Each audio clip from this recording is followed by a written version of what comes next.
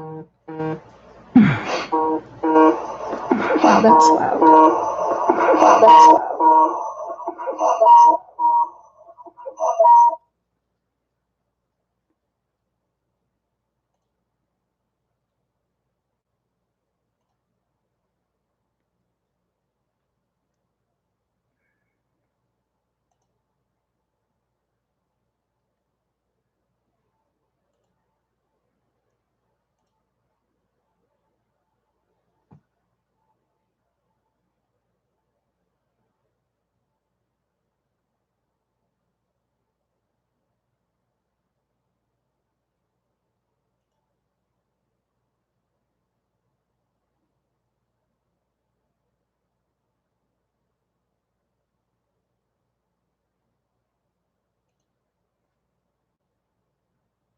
Hey, Pat, how you doing? Honey bunches, you're so cute. Oh my gosh.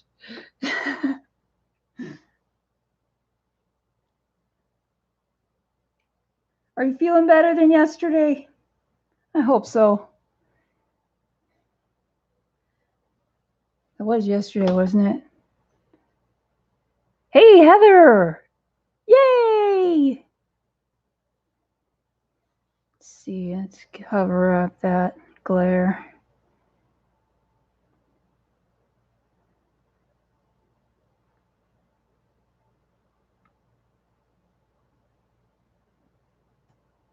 So my husband might come in and sit with us again. I hope you guys don't mind. You didn't scare him off last time, so that's a plus. Um,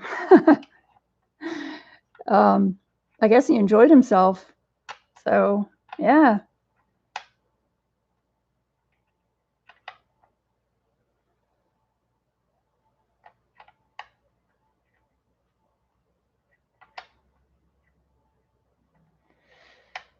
Not talking, eating soft foods. Yeah. Lisa. Oh my God. How cool. You guys, this is Lisa. She has a Facebook group and she has a website and she is a phenomenal artist. And I really, really love her work. If you guys are not familiar, go look at her stuff. Look at her website and I'll put it in the video description when I'm done. I'll put all her links in there. Oh my God, what an honor. I am so happy to see you here. Oh my gosh. Way cool.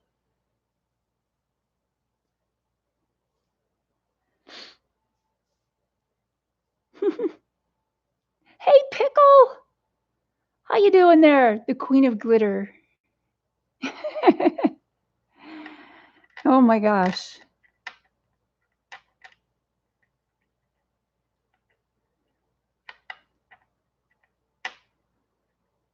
So Lisa, is it I got a I think it's one of your Patreon pages that you gave to patrons.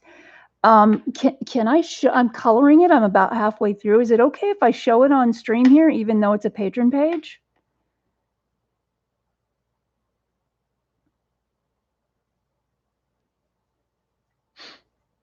There's a lag in the chat, so that's why I get quiet. I'm waiting for conversation, I guess.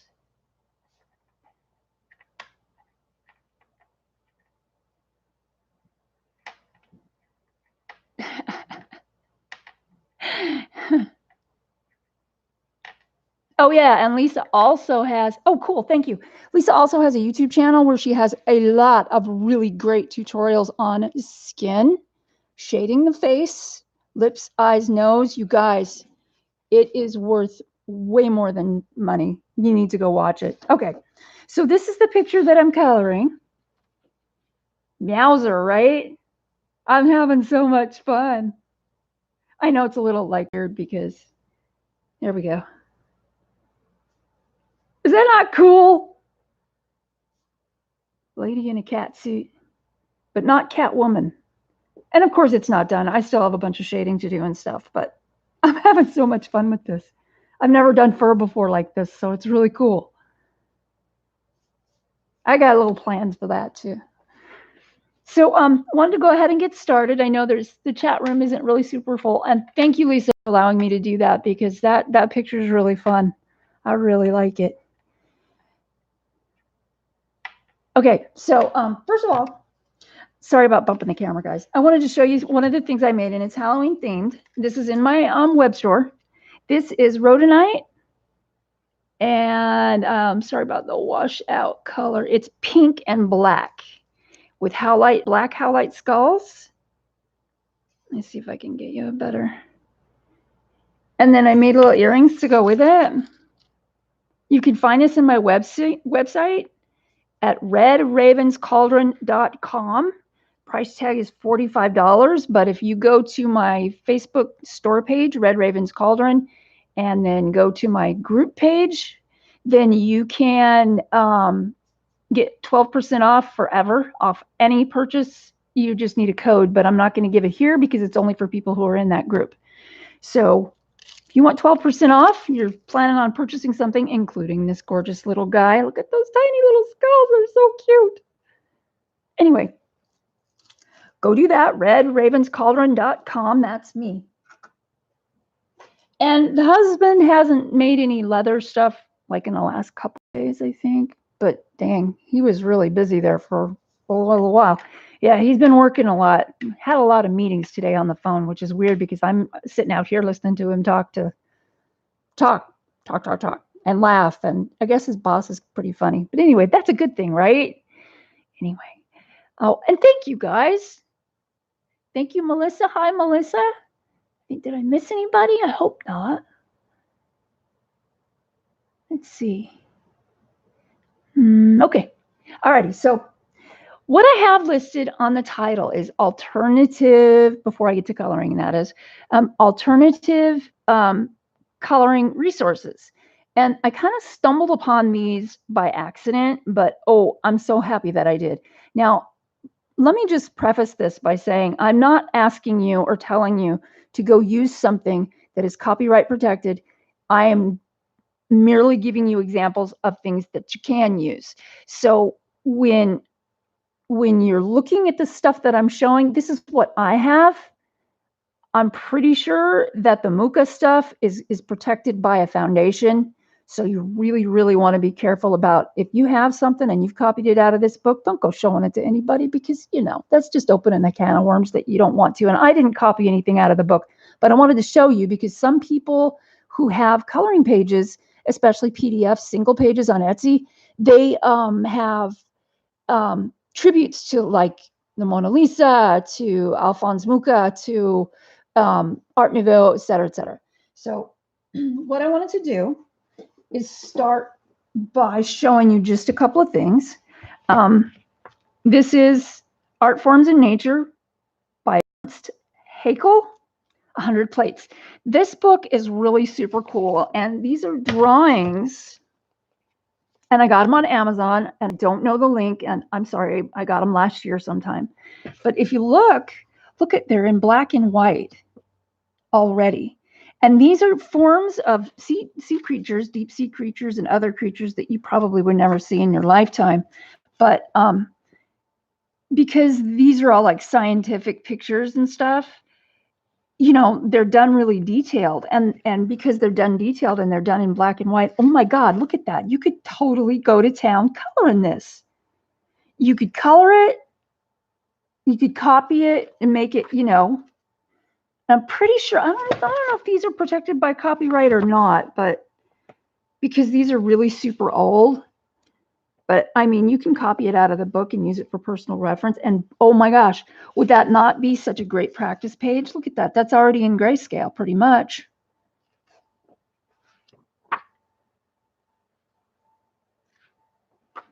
This is just one of the things that I found. And you can find this kind of stuff at your library. You don't have to buy the book, which is totally cool because, I mean, let's face it, you know, everybody's got the money to go out and get something like this. I just think they're so cool. I mean, look at all those natural formations that, I mean, you talk about sacred geometry and 5-pointed stars and 6-pointed stars and flanges and all kinds of nautilus shells and things like that. These are, I mean, awesomely cool, I think. Well, I am partial to sea creatures anyway. So there's that one.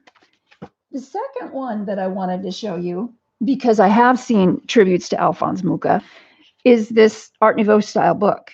Now, I'm just going to preface this too by saying there are pictures in here, they're art. And of course, you can tell by this lady is topless. But I tried to mark the ones that weren't showing any nudity, like these two. Absolutely gorgeous work. You can copy these in black and white, turn them into grayscale. And I'm not telling you to do that, by the way, just let you know. And then color them. And there's a lot of cool stuff in this book alone. And there are so many books out there. This one I love, I absolutely love. And look, there's a little alphabet. That's so cool.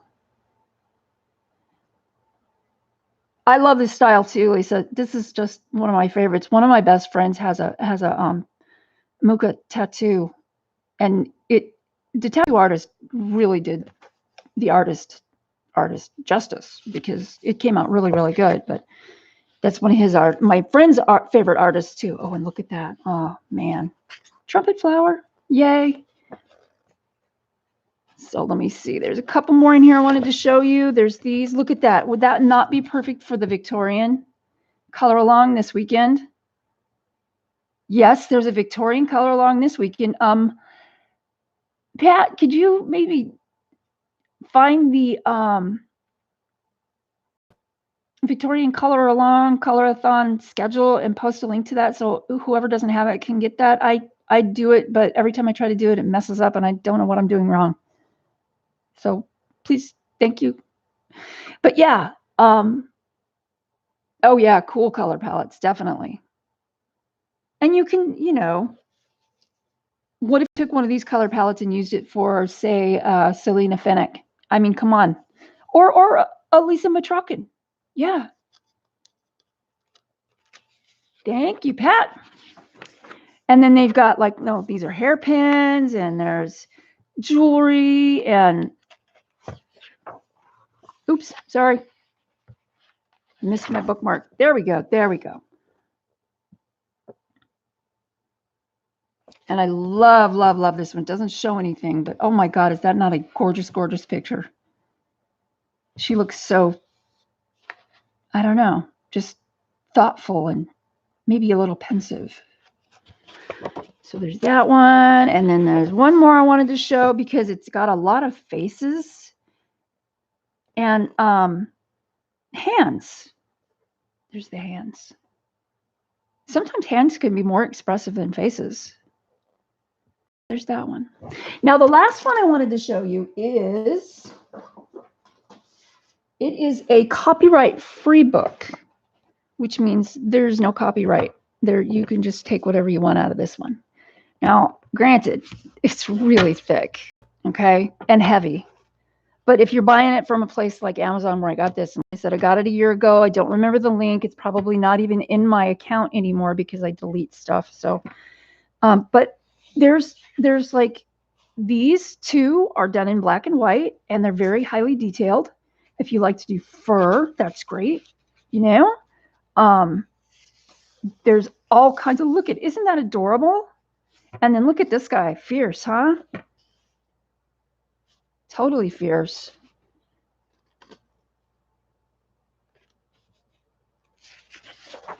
And there's puppies. Oh, and I got to show you this because I just about died. I love foxes. Look at that. That's gorgeous. Little babies. They're so cute. Anyway, I'm done.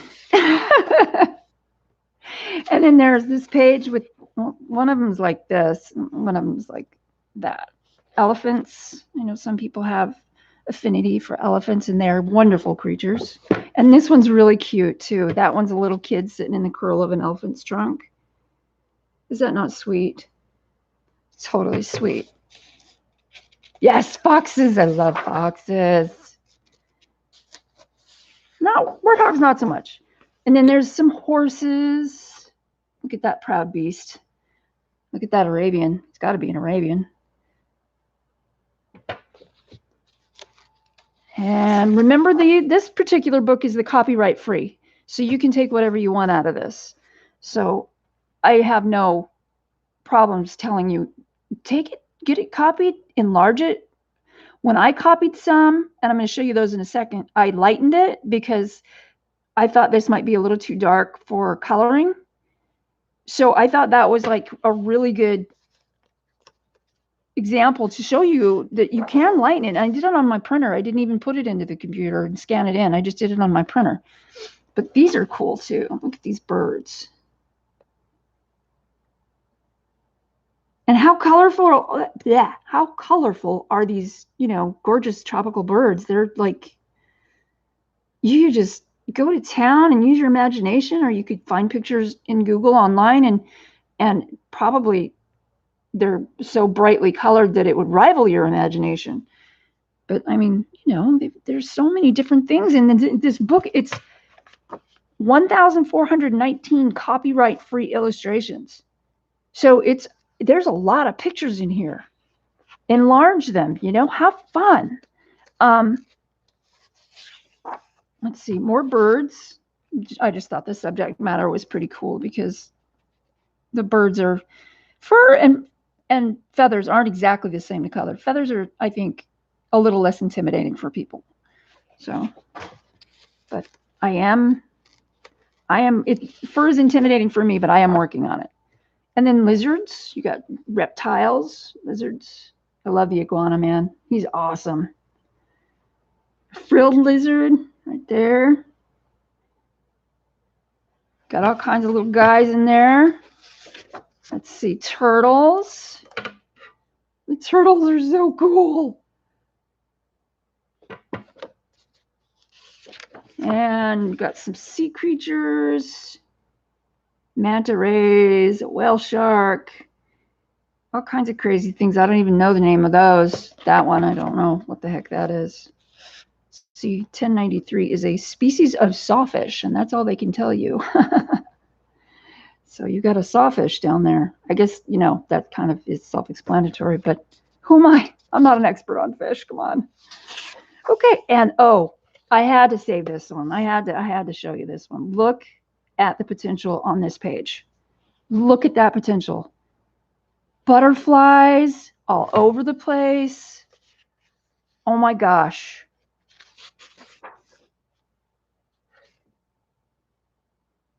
Look at that. And they're so detailed. I do too, Lisa. I do, totally. Especially if I know what it looks like already. But even the ones that I have never seen in my life, I can just totally visualize that.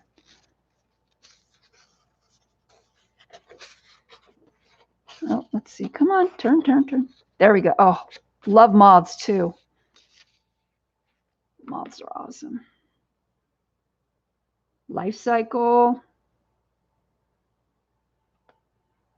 And not my favorite subject, roaches. No, but still, they're a life form. So, you know. But yeah, you know, I mean, this book, it's a really good non-traditional coloring resource. And there are hundreds of these types of books out there. I mean, when I was looking at these online, you know how Amazon always pops up and says, oh, hey, you know what? This is based on what you've been looking at lately. I could go a half an hour and not reach the end of the list. And I know, you know, these are done for educational purposes and such as that. But wow, was I ever happy to see these. And I started coloring last year. So when I found these, I was like, oh, man, who needs to buy a coloring book? No, yeah, I have coloring books because they are different. But I'm so glad I got these. So the one last thing I wanted to show you and do is I wanted to show you I made copies. This is on regular cardstock. And can you see that? It's on regular cardstock. It's I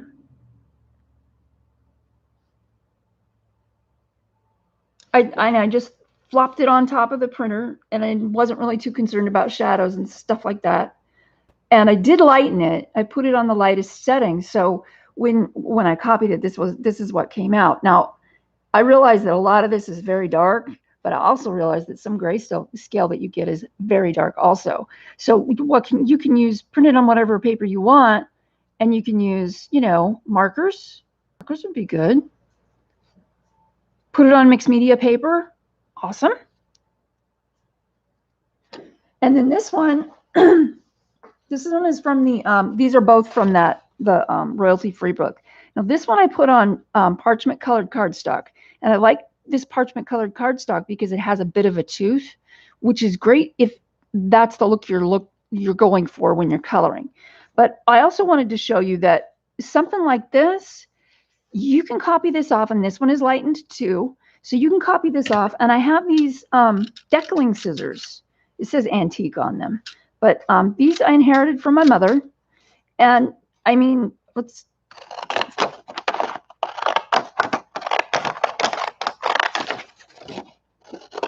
and you can do the deckling edge by tearing it on a metal ruler too. I don't recommend a wood ruler because they're usually too thick for a deckling edge. But think about the potential for your scrapbook, your YouTube yearbook, etc. And you can really see the edge. You can really see that cool edge though on this one, see? And you don't need to be real precise. I mean, color this, you stick it in your scrapbook, in your yearbook.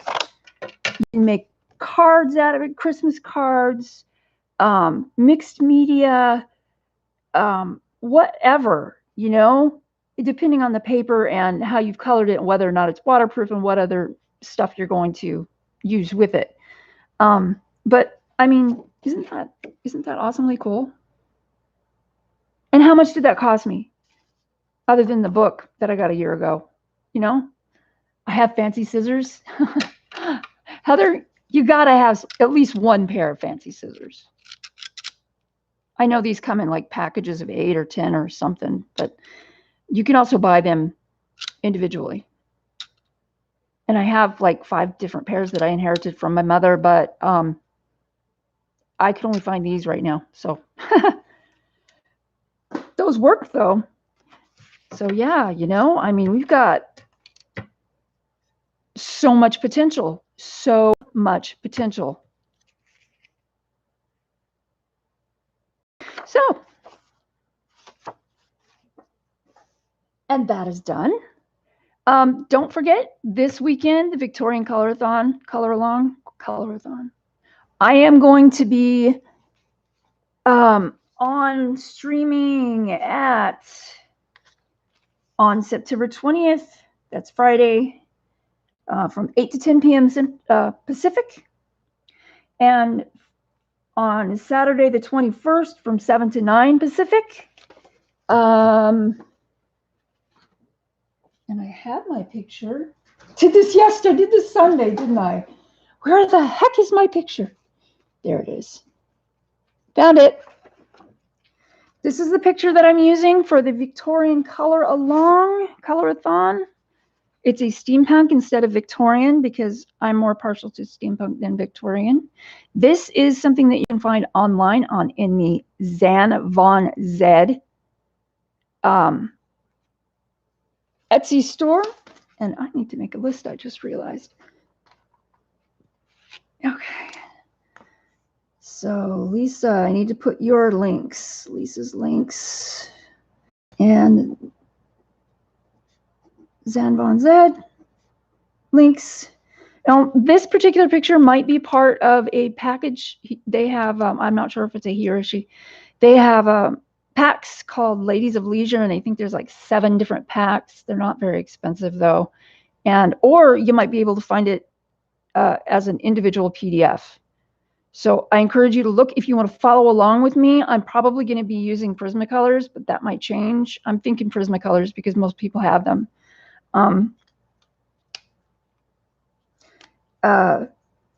So if you want to color along with me, you can do that. What I'm going to do is I'm going to probably put in some kind of drawing in the background because I really like doing that. And I'm probably going to finish her body a little bit down here because it just looks weird that she's floating, like the top half of her is floating. It's kind of like the Borg Queen in Star Trek. Yes, I'm a nerd. Sorry, not sorry. So anyway, so that's the one we're going to start with. And because it's so simple, we might actually get done with it in 2 hours. If we get done with it in 2 hours, the next on Saturday, the 21st, my live stream for the Victorian Color-Along, Color-a-thon, why do I always get that wrong, is going to be out of this book. It's Christine Karen. Okay. And it's going to be this picture, the Queen of Hearts or the Killer of Hearts, however you want to see her. But I thought it would be kind of cool. She's kind of wearing a Victorian dress, and she is a little bit creepy, which I really like to incorporate into my stuff. So there you have that. Also, again, pretty simple. Nice open background. Draw your own stuff in there if you feel like it. I might not. I don't know. It depends. It's pretty detailed on the chair and the dress. So I don't know. It depends on how far we get, whether inspiration strikes, or if you guys suggest something, maybe I can just, I don't know, throw that in there real quick. But anyway, that's my second choice if we finish the first choice. So there's those. So don't forget to check back for the links to the Zan Von Zed. Oh yeah, that's right. Connie, hi. It is the Zan Von Zed Coloring Heaven magazine. Yeah, she is, he, she. They are in the new calendar too. They did a picture in the new calendar, the 2020 Coloring Heaven calendar. Okay, so what I'm working on today, and I'm kind of taking you through it, is this. And, you know, I'm going to see if I can turn off this light and if it's going to be any better. You know, I think that's better. I don't know. What do you guys think? Is that better? Not so much of a glare.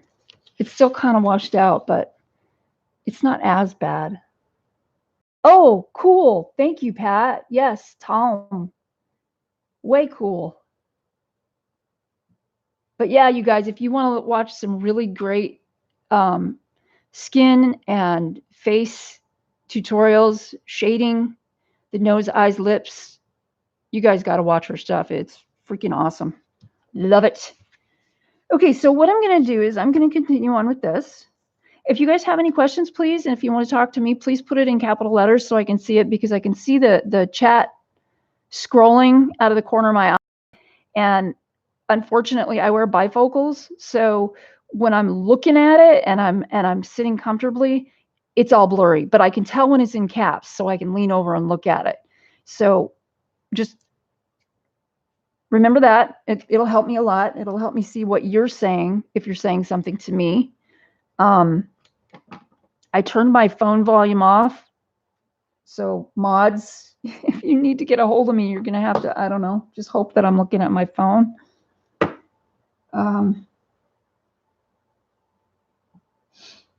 Yeah.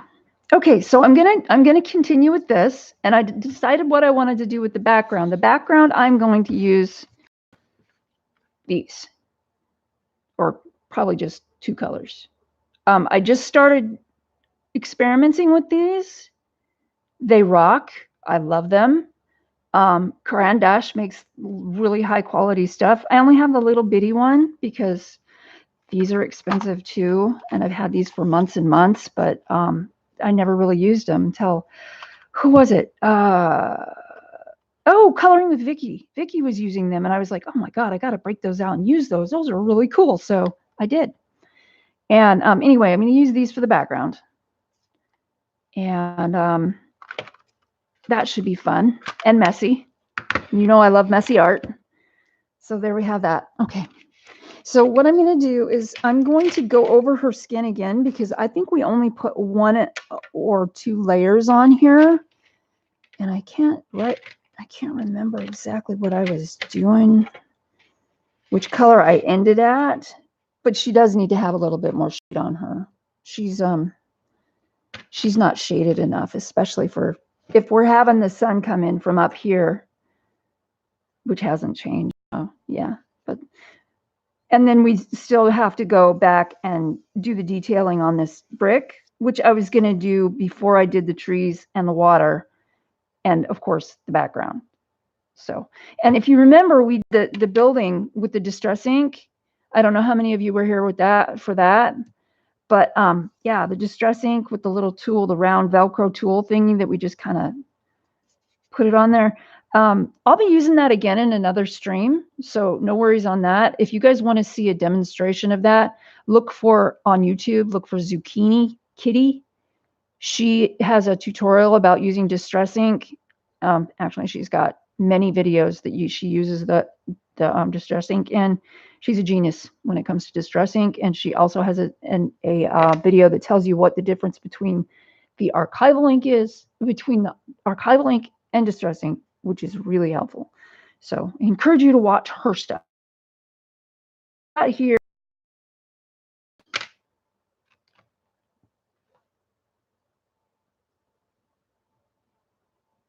Gonna go in with some dark, sorry about the camera guys, dark umber, and that's PC 947. So I'm gonna just kind of shade a little bit here. This is weird for me because usually I'm leaning over my my picture a little bit more than this, but that's okay. So question, chat. Oh, Heather, yeah. You have the Karan Dash set. Yeah, a lot of people have the small one because the big one is just too much. Yeah, Lisa, Prismacolors. Prismacolors. They're awesome, you know? And I have other sets that are a little more expensive and different. And yes, they've all got their benefits, pros and cons. But you know, I just keep coming back to my Prismacolors because I like them so much. It just kind of tweaks me when they break. I have a warm gray that broke twice earlier today. I was using for the kitty cat in the lady in the kitty cat costume picture, and I was just like, ah, dang it. But anyway, yes. So gonna just do a little bit more dark shading around the very edge of her face.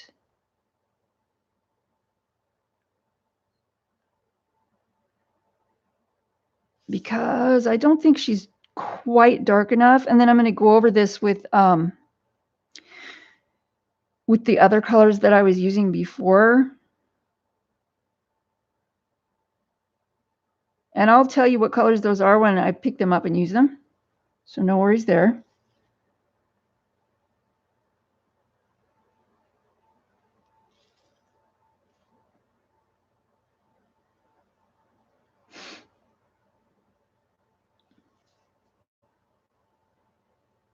Oh, is Pickle leaving? Oh, poor thing. I hope she feels better. And again, yes, I moved my page, and I moved my page because, and I would encourage you to do the same, because I really think that it's better for you if you can. I mean, you know, if you're coloring in a book, it might be too cumbersome to be scooting all over the tabletop. But if you're just using a PDF printout page, I encourage you to turn it and get it to the right angle for you to not put your wrist and hand in an unnatural position, because that can cause all kinds of trouble that with your hand and wrist that may not otherwise happen. So, I mean, that's just my opinion, but I really do think that it's a good thing to get into practice with, because I don't know about you guys, but I used to, and I know some of you still do, have trouble with your hands. And oh my God, when I had trouble with my hands, it was the worst feeling ever, because I've drawn and done art all my life since I was, well, really consciously since I was about 3. So so to have that taken away, even in part, was very disturbing for me, very disturbing. And I'm really just going over this with really light pressure. I don't want it to be hard pressure, because I'm not going to use a whole lot of this brown. It wasn't part of the normal scheme. I mean, the original color scheme. So I'm just going over it really lightly, because I don't want it to be a dominant color here. And I'm going to go over it again with the other colors that I was already using. My next darkest color, PC 945 Sienna Brown, which is a super cool color for skin. And this one, I'm going to bring it out a little bit more. I'm going to bring it out toward the center and toward the highlight a little bit more, because that is the logical thing to do. And it's not real sharp, but it doesn't need to be right now. If I have a little tiny detail that I need to do, yes, I will sharpen it. But right now, I'm just doing another layer. And I don't know if you guys can see this or not. I'm gonna bring this up real close. Come on, focus, you. Darn it. Okay, over here, right here, there is a shadow. And the artist has left a white, kind of a lighter line along the jawline. That is the reflection from the other part of her body and from her hair. There's going to be a reflection like that. It's a classically done shadow. A lot of the old masters did shadows like that in their oil paintings and what have you, because it did describe in painting language, in art language, that reflection that is coming from somewhere else. A lot of people will bring their shadow all the way down to the edge of the jawline, and if there is no reflection, perhaps that's okay. But what I'm seeing here and what I'm using is that highlight line right there. I'm not going to color that in quite as much as I'm coloring the other stuff, because I want it to be visible. I don't want it to be like starkly visible, but I want it to be visible enough that it's there, that it kind of it shows a reflection. So yeah, it's really useful. And I used it in my oil painting too. When I did oil paintings, I would use that type of reflection and highlight, because oh my gosh, the difference between using it and not using it in certain paintings, in certain settings, you know, with certain lighting situations, it was like day and night. The difference was just phenomenal. So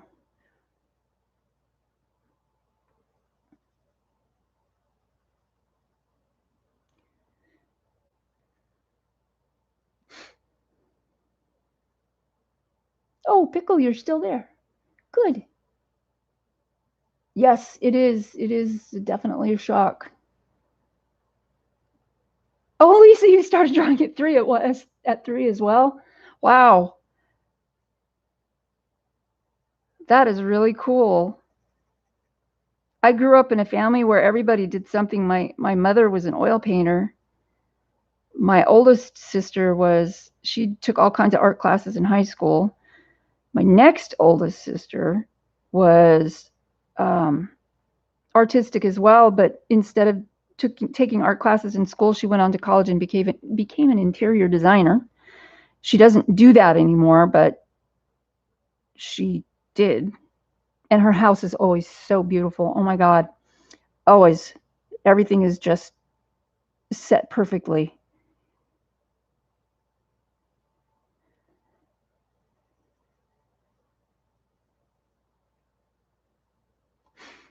Bunny! Hello, Bunny. You're the purple sheep. That's awesome.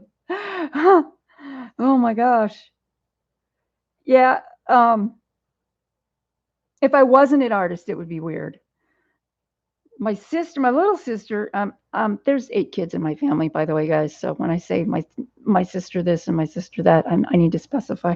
My little sister did cartoons. She had a knack, man. That was really cool.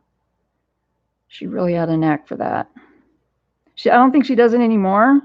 Her creative outlet is, right now she's building a sunroom in her house. Yeah, pretty much alone. That girl, man, she's my hero. Well, one of them. Okay, see, I'm going to pull this up here again. See right here on her arm, let me get my pencil. There's a little shadow right here. I don't know if you guys can see that. That little shadow is your elbow bone. It's your elbow joint. A lot of the time, you know, if you're, I don't know if you guys notice it or not, everybody has some kind of shadow there. And a lot of the time, oh, Lisa, remind me, I can give you a link to my, my DeviantArt gallery link, my DeviantArt account link is on my YouTube homepage up at the top in that little banner. It looks like it's a green and white icon. And if you just hover over, it'll say my portfolio and online gallery. So you can click on that and just go to my online gallery. You may have to be logged into DeviantArt, but it's a free thing. You may have to be logged into DeviantArt and have an account to see some of my work, because I have some of it set so you can't see it unless you are a member, because some of it has nudity in it, and I just don't want to even go there. Cool, thank you. Oh, awesome. Wow. Well, send me a message on DeviantArt so I can look you up. That'd be cool. I was wondering if you were on there. But anyway, what I was saying about the elbows. Some of the time when, like, I'm coloring this elbow right here, and I'm like, I can feel my bone. What does my bone feel like? Where would that shadow be generally? Yeah, not everybody's the same. That's true. And not everybody's shadow is going to be the same shape, size. You know, maybe somebody's got a fracture or has had damage done to their bone, so it's going to be, you know, askew or something. But there's going to be a shadow here. Now, I did a painting. The painting is called In That Fleeting Moment, and it was a huge painting. But oh, I'm sorry, it's not. It's called Opening Me. And in the painting, the main person in the painting has their head tilted back and their mouth open, like they're in the throes of something like pain or pleasure or whatever. But the way that I did that is I took a picture of myself like that, but while I was painting, I was touching my face. How does it feel? And it was really a great experience for me, because I'm touching my face with my left hand, and I'm painting with my right hand, and I'm painting what my left hand is feeling on my face. And that, it was kind of a roadmap to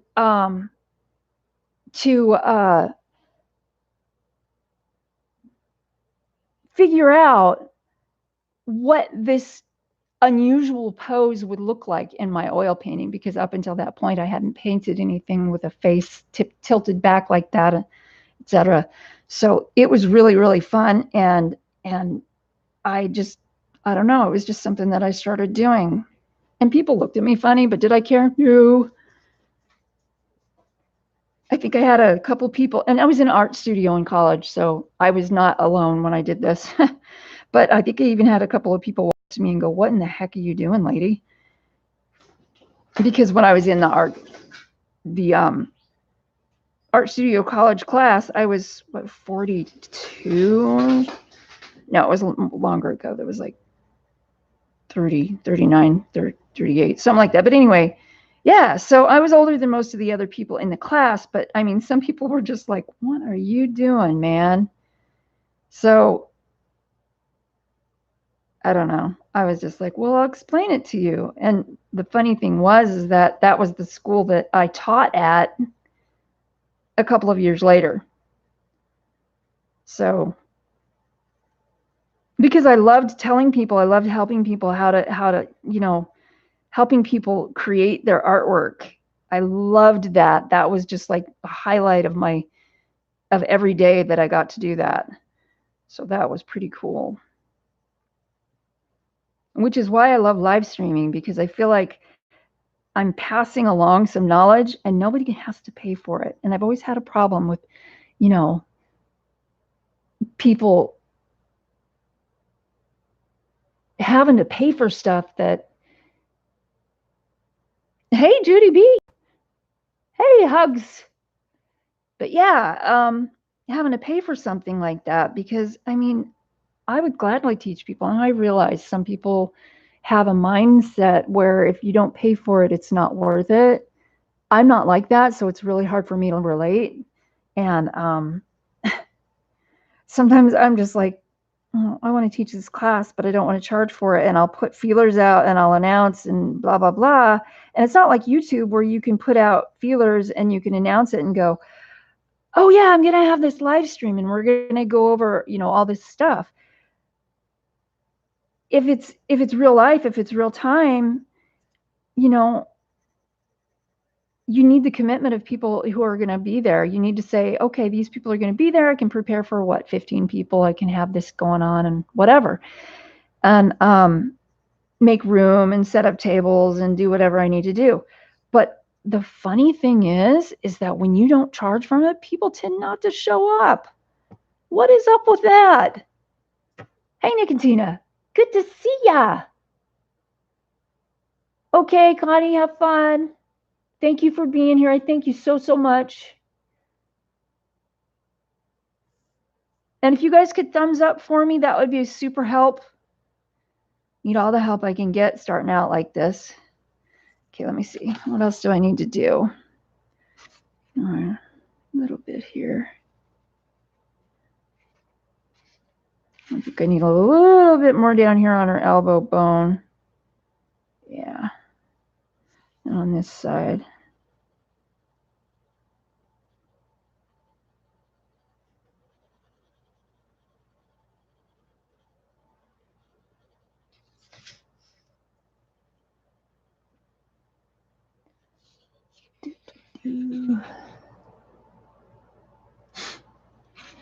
Wow, lots of people in and out today. That's cool.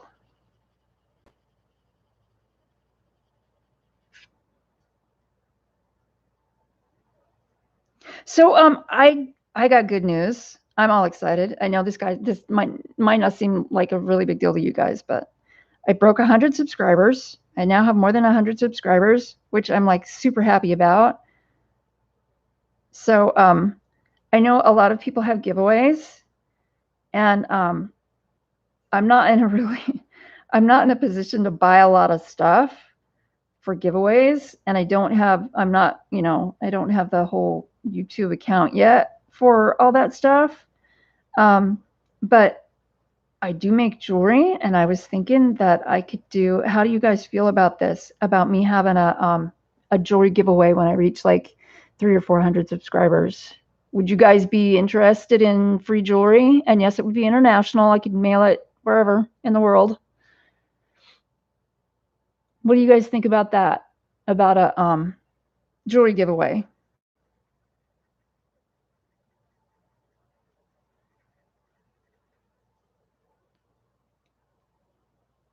Yes, it is art. I agree with you, Judy.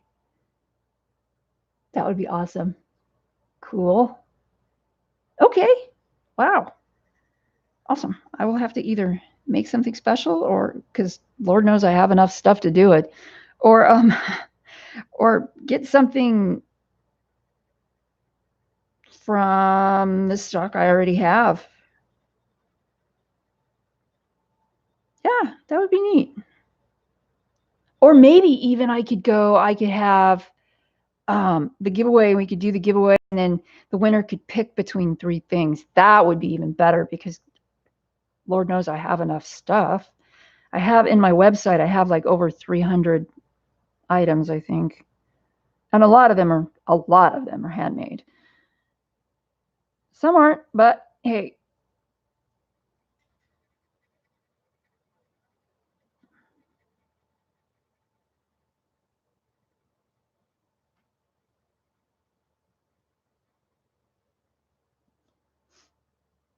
So I was thinking like maybe a bracelet, or what do you guys think? Thank you, guys. Yeah, I'm happy. I broke 100 and I was like, woohoo! And Mark's like, yay! So that was pretty neat. But what do you guys think? What kind of jewelry? Like a necklace and bracelet, or a bracelet, or I don't know, maybe even Mark could make some kind of leather cuff. So if I was gonna say, I'll kick in a pouch. Awesome, a pouch? Yep. Oh my God, did you guys hear that? Mark said that he would kick in a leather pouch. You mean in addition to jewelry? So it would be like a pouch and jewelry? Yeah. Are you going to help me pay shipping? Sure. So there you have it, guys. When I do my giveaway, oh my God, a leather pouch and an item of jewelry that you can pick out of 3. What a great idea. And no, I'm probably not going to advertise it on my title, my video title, or my live stream title. I'm probably just going to surprise you all and say, oh, we reached this many. And my requirement is that it stays above the specified number for a week. Because I know that when people drop off your subscriptions go down. And I want to make sure that it stays above a certain number. So there you have it. But wow, that's pretty cool. A pouch too. And man, they are, yeah, leather. Leather, and real leather too. We're not talking about goat leather. We are talking about real cow's leather from Tandy Leather, which is in Tempe. I'm in Apache Junction outside of Phoenix, and that is Tempe, and it's not that far away, which is incredibly dangerous for a pocketbook, but hey, So again, I'm doing browns and reds and stuff. And I think I went over this before. Does that look dark enough, you guys? I don't know. I think that's probably dark enough. I got her darkened up a bit. So we're going to go on to the next lightest color, which is Burnt Ochre PC, oh my, 943. That's really hard to read in gold. And I'm kind of going to start at the deepest shadow part, and I'm just going to bring it out, but I'm going really light. And I'm not going all the way out to the drastic highlight part. I'm not going to go quite that far because that is not where I want my darker browns. I'm just going to bring it out a little bit. This won't take long. What was I saying?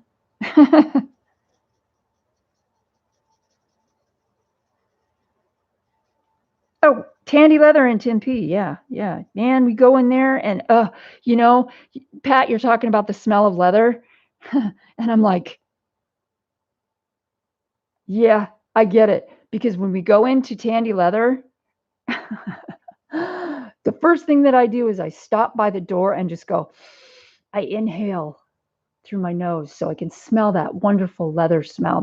And I just, oh man. Yep, that's what I do.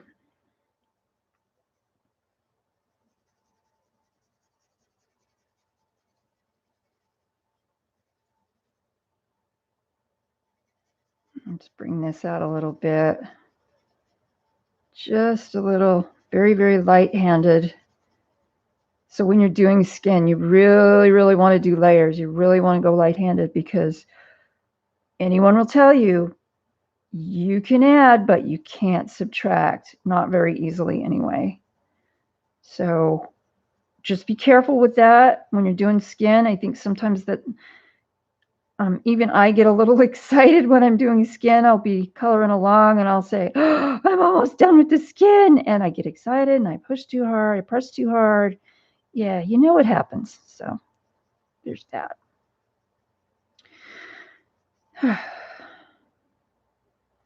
This guy needs a little bit of shading right in there. I think I need something a little darker right there. Missed that. It's like missing an ear, which I've done that too.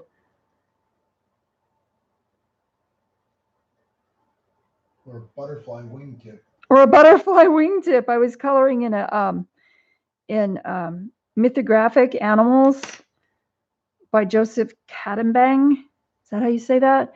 And I was coloring the butterfly. What's this? It's great. Postage will be high through. Yeah, I know, Heather. That's okay because I mean it's a giveaway, Postage is gonna be high some places, but I want to do a giveaway. I want to say thank you somehow. I wish I could give something to everybody. I just, wow, can't. So I'm just going to keep doing videos and give knowledge because that's what I have. Although I got to tell you guys something. I have like a dozen wood frames.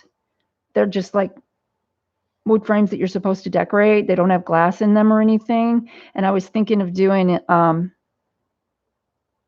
I was thinking about doing a mixed media frame thing. And I know, you know, a lot of people do the mixed media frame thing, but I have different,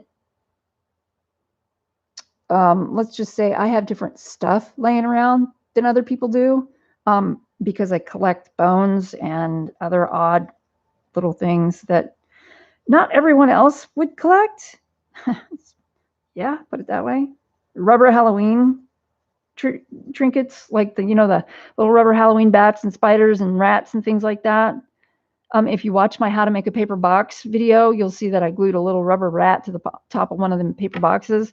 I have stuff like that laying around because I just like to keep that kind of stuff.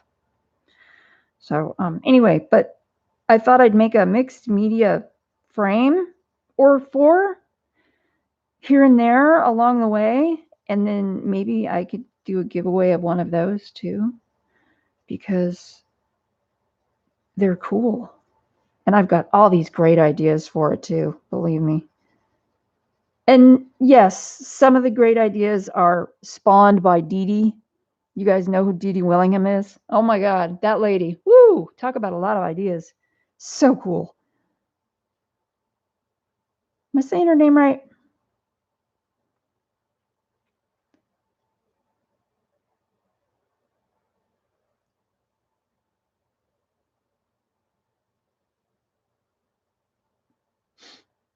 Hey, Pickle, I have a link on my, in my Pull up a couple. Instagram. Something that Crafty K put in. Oh, Judy, you want to buy? You mean from the website? I'm sorry, Judy. Yeah, I'm asking you. Buy from the website?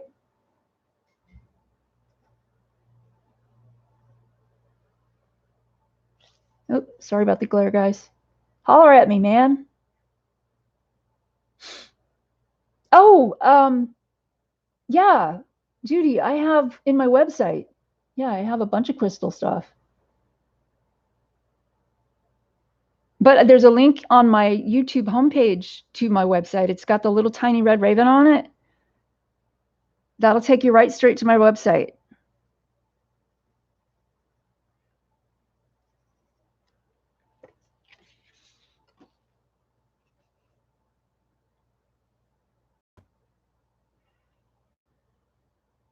You guys think? Does she look okay?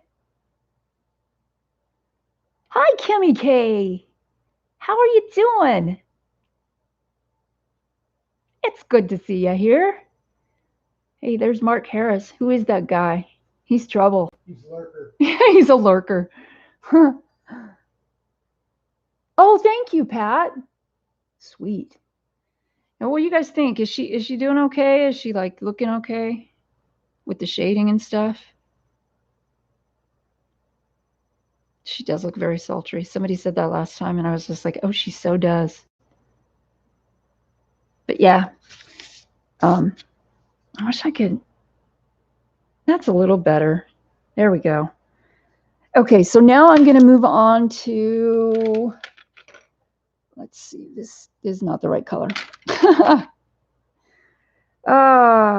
Nectar. Nectar is the next color, and this color is so freaking awesome. I love it. It's PC1092.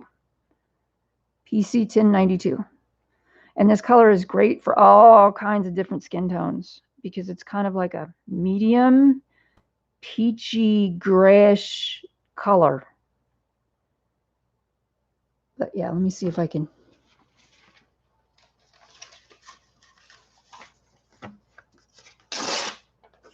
Let's see.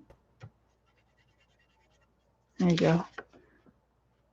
Look at that. Isn't that gorgeous? It's kind of a medium peachy darkish gray, sort of, with a little bit of blue thrown in.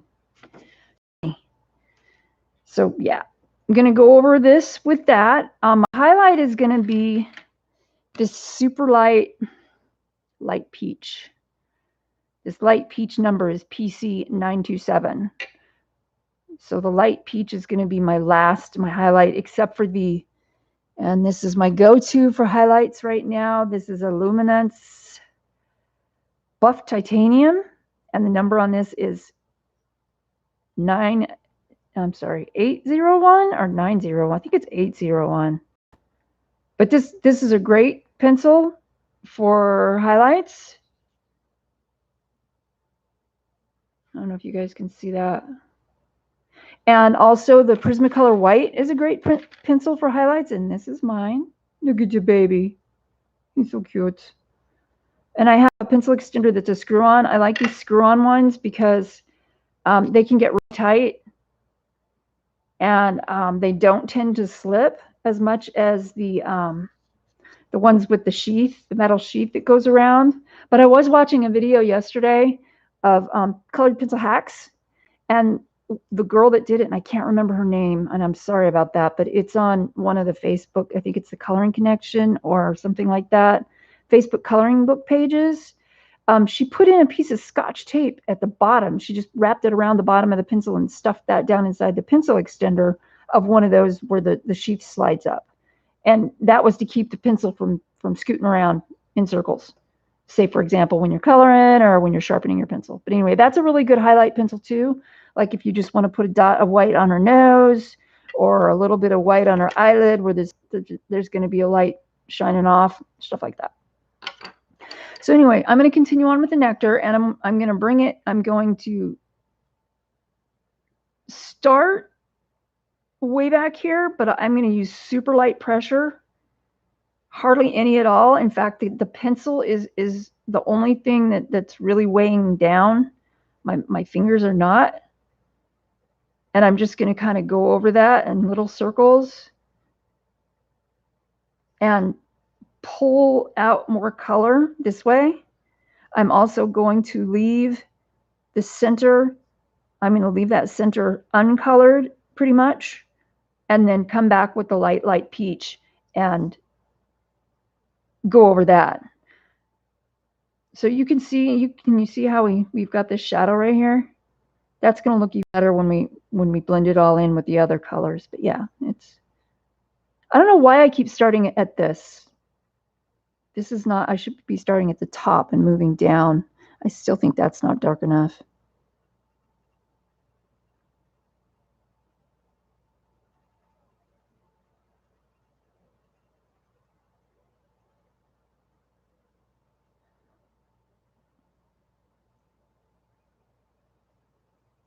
And also when you're doing faces, and yes, Lisa, I did hear this on your video, but I already knew it.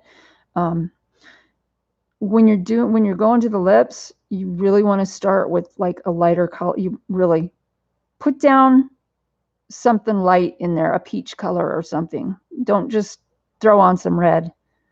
It's because when you leave a spot for the highlight, maybe your highlight isn't going to be white. You can always take a Posca pen or a gel pen or something and put a white highlight in. And sometimes what I do is I'll put in my white highlight with a gel pen or something, and then I'll tap it with my finger to make it look not quite so drastic.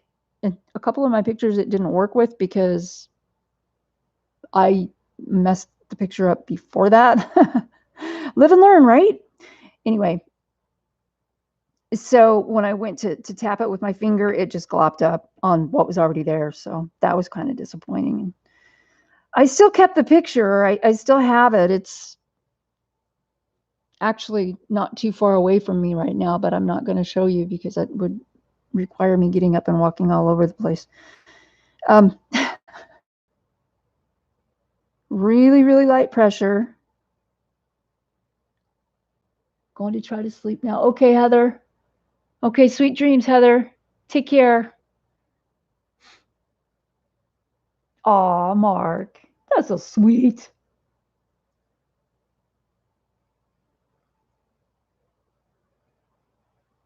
And I want to make sure that I get some down here. This is my nose shadow.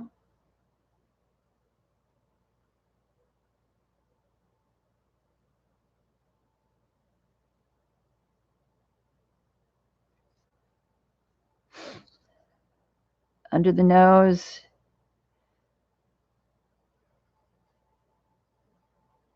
One of my favorite shadows, I don't know why, contours of the face thing fascinates me. Maybe that's why I like to do faces so much.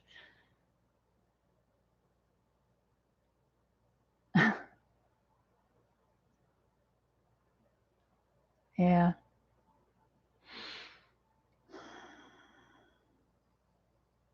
Wow. I know what it's like not getting sleep. The other night I was up at, oh, geez, 1:30, and I was up until like 2:30 or 3. Oh my God. Talk about rough the next morning. Because when I woke, sometimes when I wake up in the morning, it's just my back hurts so bad. I'm just like, yeah, trying to sleep right now would be an exercise in futility. So again, on the forehead, I am putting this nectar all over this forehead, all the way out to her hair.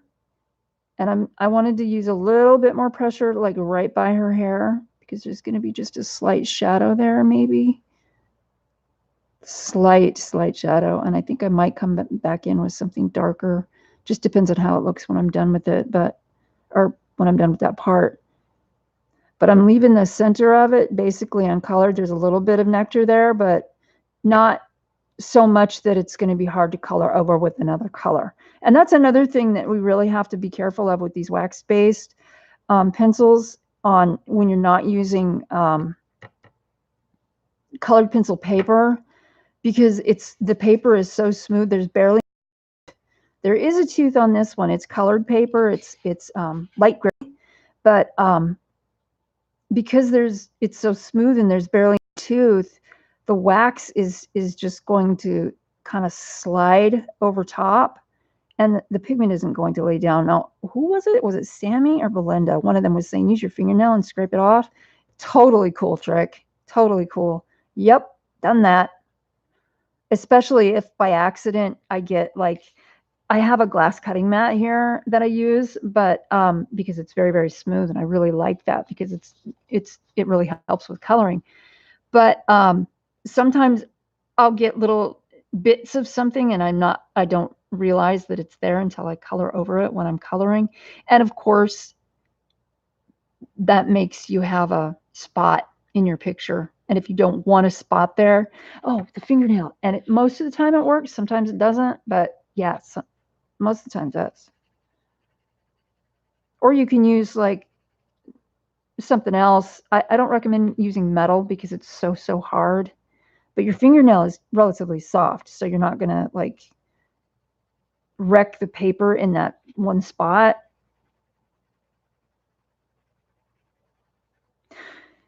Oh, I was watching that coloring pencil hacks video, special tips and tricks, or whatever you want to call it. And the girl was talking about how you could do embossing with colored pencil, which I thought was totally freaking cool. Would you guys want me to do a tutorial with embossing too? Because that would be awesome. It wouldn't even take that long. It could be like part of a tutorial. Hi, Rochelle. Good to see ya. I'm happy that you could be here. So anyway, yeah, embossing, because you can use, oh my God, this girl was using all kinds of stuff that you wouldn't normally go, oh, I can use that for this specific purpose, and etc. Just got to get really creative and adventurous and risk the failure. You don't have to tell anybody if you fail, right? Of course, if you're failing on live stream, there's that. But I look at it this way. If I'm doing something on live stream and I fail, I have just saved you time and money because you saw me do what doesn't work. So don't do that, what doesn't work. A little bit heavier over here because that's a little bit more shaded right there. And a little bit more shaded right there. Down in that crevice. And it doesn't matter if I get colored pencil on this part here. I don't know if you guys can see that. That little part right there where all the dots are, and up here by the shoulder. Those are all going to be, I'm going to go over that with a gel pen or something. And it's going to be decorated. I'm not going to do it with colored pencil because as far as I'm concerned, I think it looks like jewels. So I want to make it look like jewels, like diamonds or something.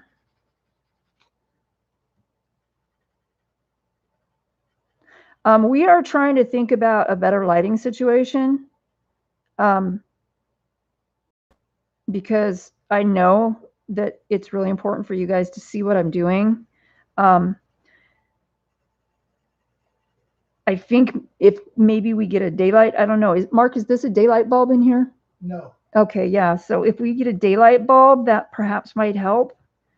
This lamp doesn't have a daylight bulb in it, but that might work.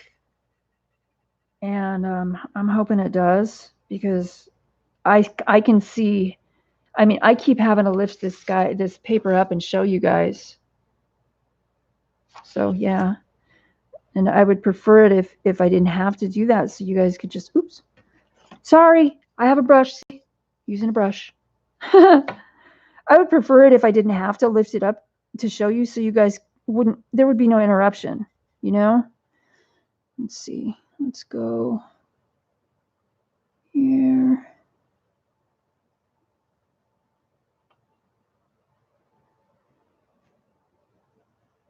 Got our little guideline thing here.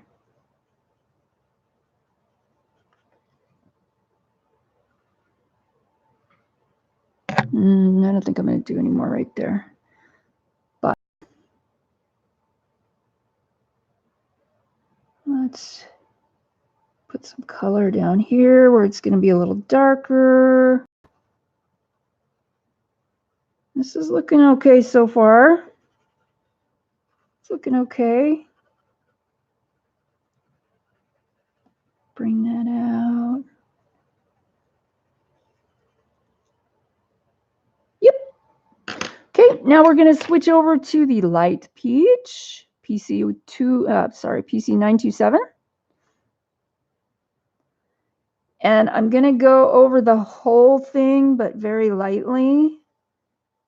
And I'm going to go all the way over it. I'm going to go into this middle highlight part and all of the highlight parts with the light peach, because if I want to lighten it, if I'm going lightly with this, if I want to lighten it, I can go through with my white or my buff titanium, and I can lighten it up just a little bit. And I don't want to color really heavily, because I want the color, the pigment, with the next layer of wax, of course, to adhere. So I'm just going to go lightly over this. And like I said in the first stream where I was coloring this, I'm not going to do the deep dark shadows yet. I'm going to do that later. That's going to be like my last touch-up thing, because I'm not sure what color the sky is going to be yet. I know it's going to be blue, but I'm not sure which blue. And I'd like to be able to match it with my Prismacolors, match the Neocolor with my Prismacolors as close as I can.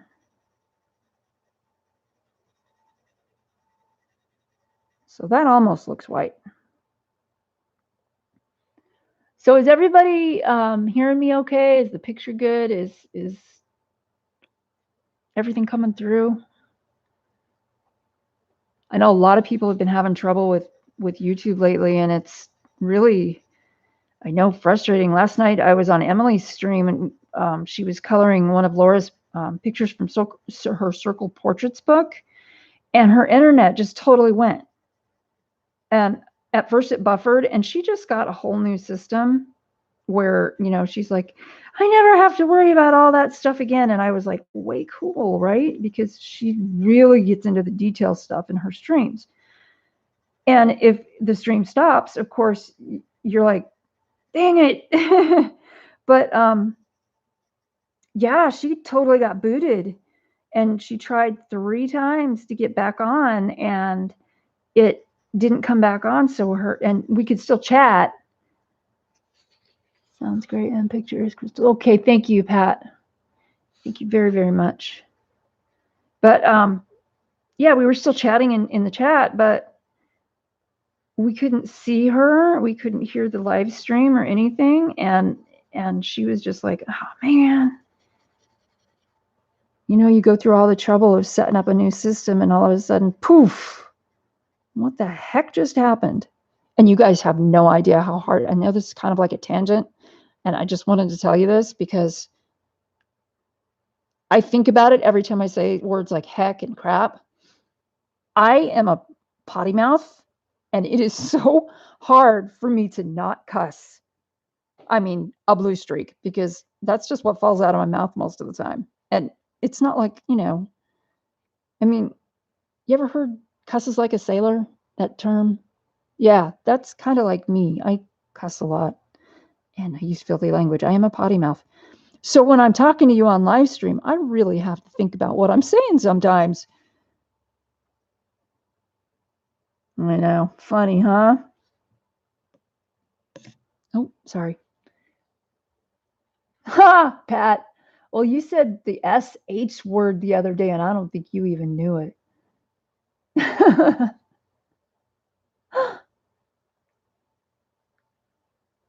Your mouth would make a sailor blush. Well, it looks like we have a lot of things in common, Pat and Rochelle. Being one of them. Yep. That's why I enjoy modding so much, though, because I see other people doing it, and I'm like, oh man, do I gotta? No, man. Okay. Hello, Art is me. How long have you been in there? I didn't even see you come in, and I apologize. Oh, there you are, right there. Art is me. That's why Mark said hi. Well, thank you for joining us. Have you been in this stream before? So I'm almost done with this peachy peach. Light peach.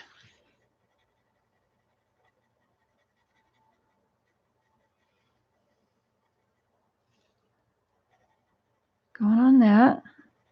Okay, I'm going to do something different now. I'm going to work on this brick stuff because it might get a little involved.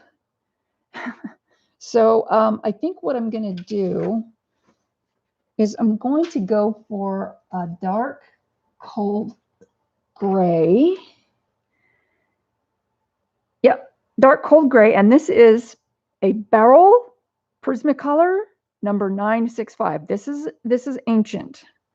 Not really, but it's pretty old. This is one of the other things I inherited from my mother, a Beryl Prismacolor colored pencil set that really, some of them are already short, but some of them weren't. Some she had like 5 of the same color because she was over 70, and I think maybe she forgot what she had. And I'm not over 70, and I forget what I have sometimes too. So, you can't really fault her for that. So anyway, I'm going to need a really sharp point, and I've got this really nifty little, it's a 2-hole pencil sharpener, and it is really super nice. It is a magnesium blade made by the company Cum, and you can get replacement blades for this. And I know this is like a little teeny tiny, it almost looks like why even buy it type of pencil sharpener. And I have several pencil sharpeners. This one is really good for the Prismacolors because it doesn't sharpen it super long. It sharpens it like, this is almost as sharp as it gets. So there you go. This, I have another pencil sharpener, and you guys are familiar with that one. Yes, I have this pencil sharpener that sharpens off the wood but leaves the lead. And for the Prismacolors, I don't recommend it because the Prismacolor leads are really soft, so they break kind of easy. So, and I'm sure you've heard that before, but just in case you haven't, I wanted to reiterate. And what would be really good is if you have the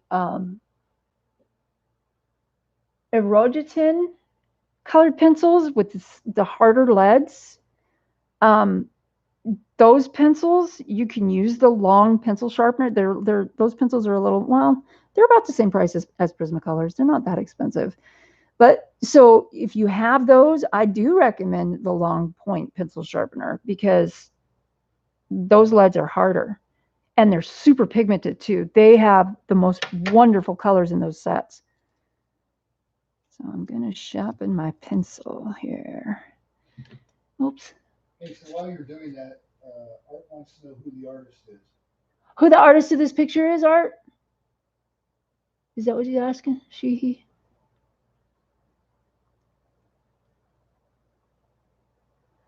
Okay, yeah, to their Etsy store in the description of my video once it's done and uploaded. So you can check back in a couple hours after the video stream ends and get that link. For the Victorian colorathon that we're doing, I'm going to be doing this picture also from Zan Von Zed. And it's not Victorian, but it's steampunk, which is allowed, And this is also from that Etsy store. It's a single PDF. I'm not sure if they still have it as a single PDF or if it's in a bundle. They have bundles called Ladies of Leisure, and there's like 7 different bundles. They're not that expensive though, and there's all kinds of really cool stuff in there. But I thought this would be a really cool steampunkish type thing to draw to color for the Victorian colorathon. So that's what we're going to be doing for the Victorian colorathon, which is this weekend. Hey, Shannon. Good to see ya.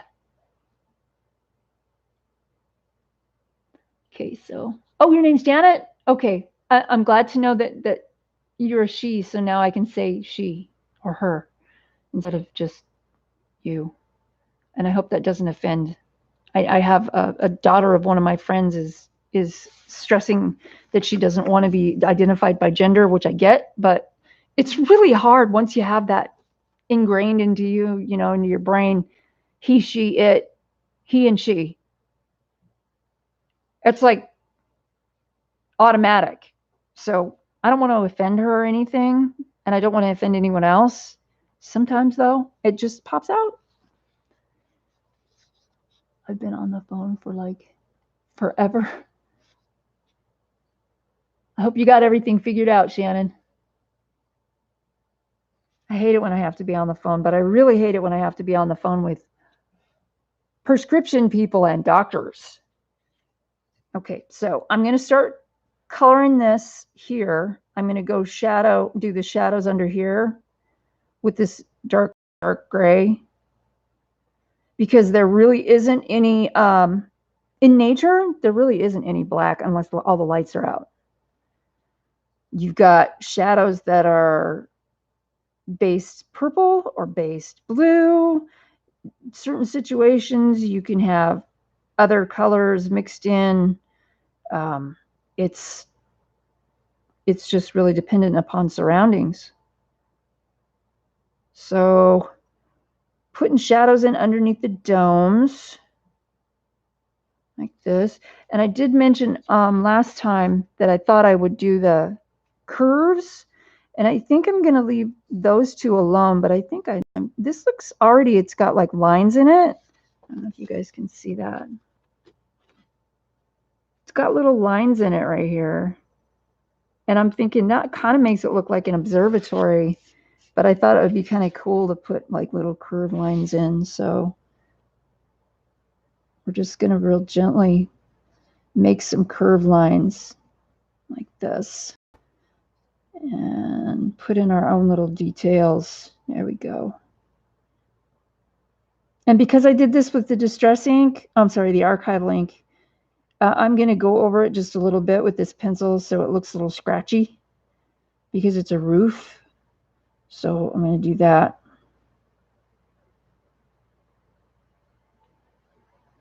Let's go that way. That's not bad. So we've got some lines on the roof, like it's got a section. And you can imagine maybe that it goes all the way around and there's like a section every so often that's equal size, or maybe it is an observatory. I don't know.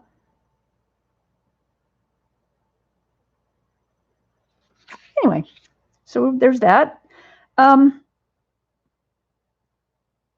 was thinking that for Sunday, when I stream on Sunday at 2 p.m. Pacific time, I wanted to do a tutorial on perspective and perspective in art. 1-point and 2-point perspective, because if you get up past 2-point perspective, it might be a little bit involved and it takes a lot of paper and room, space on your tabletop and stuff.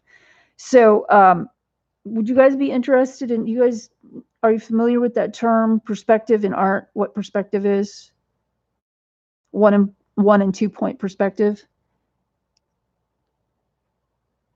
Yeah, art. I mean, Janet, yeah. Doctors, man. Oh, I'm sorry. Ooh, had a tooth pulled. Yee. Yikes. Okay, Kimberly says no. Okay.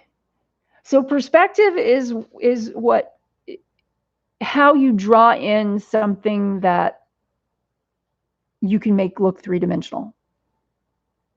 And what I wanted to do, oh, thank you, Pat. Thank you for putting that schedule in there. Absolutely. You guys should bookmark that so you know when everybody's going to come on. It's got all kinds of time zones on it, and everybody, it's a really full schedule. It's going to be super, super fun. It's just one stream right into the next stream. And, you know, you don't have to stay for everybody's and for all of them, but how fun, right? I can't wait. I'm really excited. So anyway, yeah, perspective. It's what helps you draw a drawing to make things look like they should look as far as how close and how distant they are. And what I wanted to do was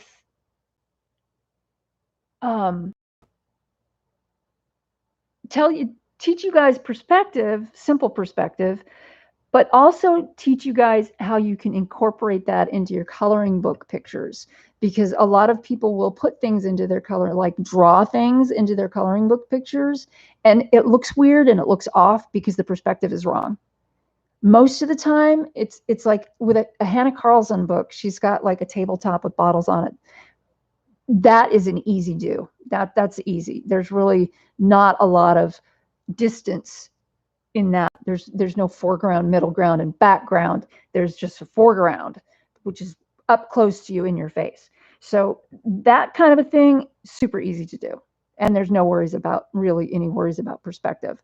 But I thought that if I could teach you guys a little bit about perspective and then teach you how to use it in your coloring books, you could go to town on a picture like this with a clear background, and you could put in all kinds of cool stuff and make it really your own with your personality in there. I mean, not that you're not doing that anyway, but say you wanted to put a structure in there. Well, how would that structure look? Say you wanted to do, and I've done this, I did this in a picture I haven't colored yet, but I put in a paneled wall and a window. So that had to use perspective because the window is set into the wall. So the front of the windowsill is closer to you, the viewer, than the back of the windowsill is, where the window is. It's like maybe like however thick the wall is, 4 inches. But there's still a little tiny bit of perspective there that you need to worry about to get that to look realistic. So I wanted to do that for you guys. And it's one of the funnest things I've ever taught. I've taught it before. I think it would be great. And what you'll need, if you guys want to know what you'll need, I'll post it somewhere. You can go to my Facebook page. I'll post it there. You can go to my Instagram. I'll try and remember to post it there. You know what? Let me just write that down. Where's my pen? Post Sundays.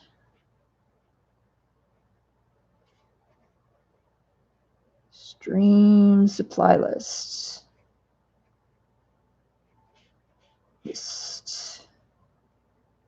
Yep. You will need at least a 12-inch ruler, a pencil of some kind, and some paper. Probably you can use like craft paper. You can use oh shoot, an old paper shopping bag. If you want to use that, you can use, you know, whatever kind of paper you want. It doesn't really matter. Cardboard. If you want to use an old cardboard box for your drawing, in fact, you can use an old cardboard box for a canvas as long as you gesso it. But yeah.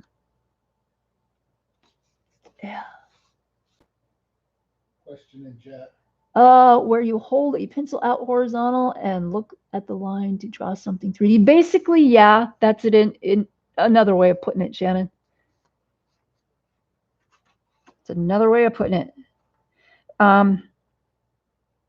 So yeah, but I mean, I think it would just be really fun when you get to 3-point perspective and bird's eye view stuff. That's when it starts getting a little involved. And I had to do all of that stuff in art classes. 1, 2, 3-point perspective, bird's eye view, snail's eye view, and all this other, you know, and I thought it was incredibly fun. But then again, I have been eating and drinking art since I was 3. So, you know, so does that sound like something you guys would want to get into, maybe?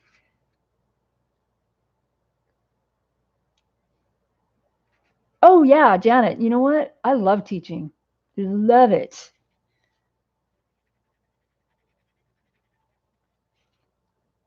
Yes, yes. I'm back now, Jo Beth. Hi, Nick and Tina. Lay down on the floor in art class when we were learning it. That's a really good way to do that. Oh my God, I wish we'd done that. We had to sit in our chairs. We had to be proper. Anyway, but that would have been fun, laying down on the floor. How neat. Okay, I'm going to color these windows in lightly. I'm going to color them heavier at the top and leave the bottoms a little less shaded because our light, again, is coming from here. So the tops are going to be a little more shaded. And there's probably, in some of them, there's going to be a little light. And I can go through with my white pencil or whatever and put a highlight in at the bottom of the windowsill.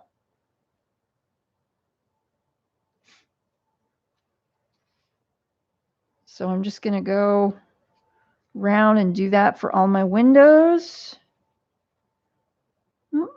Oh, that's not a window. Okay, I'm going to leave that one alone for now.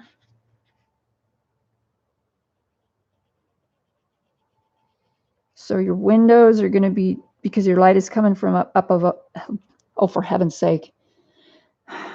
Which is not the first phrase that popped into my mind, by the way.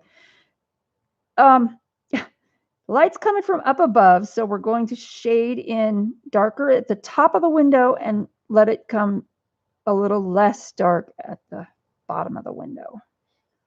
So that's going to look a little bit more realistic than just shading the whole thing in dark. And I'm not going to, because it's daylight outside, I'm not going to have light coming out of the windows. We'll do that another time. So because I don't like to spend a lot of time doing the same picture in a live stream. I want to move on so I can show you guys other concepts and techniques. What would you guys like to see me color? Start throwing out things in whatever coloring book you can think of. And I'll tell you whether or not it's a possibility, like if I have that coloring book or not.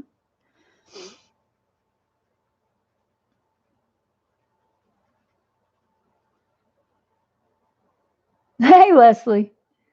Okay, you can lurk, of course.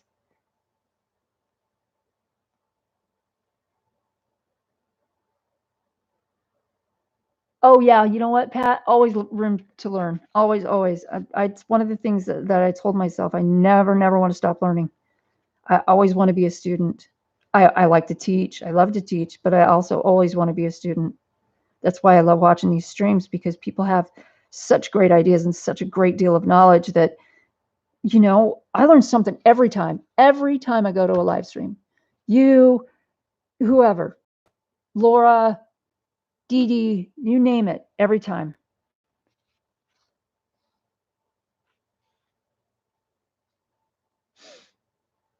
So you guys, what coloring book would you like to see me color out of? What kind of a picture would you like me to do? Would you like me to do? First of all, I want to know what coloring book you want me to color out of, and I'll let you know if I have it. And then we'll decide what I want to use. What you'll decide what I'm going to use to color it. Like, am I going to use watercolors or neo colors or I have fine liners, but they're not very good. But I'll still use them. I can still do that. I have Crayola colored pencils from my mother. I have, oh gosh, ink tints and watercolor pencils. And I have gouache and pan watercolors. Oh, I even have Tombow markers or brush pens. So, and a couple other brush pens too. I can even do an ink wash because I was showing you the other day how I did the picture with my ink pen and then I did an ink wash over top, getting ready for Inktober. So we could do that too. So, you know, I could do that in a coloring book as long as the pages were thick enough. So, I mean, what would you guys like to see me color? I don't have any. I have one Jessica Galbraith. No, I don't have any Hannah Lynn.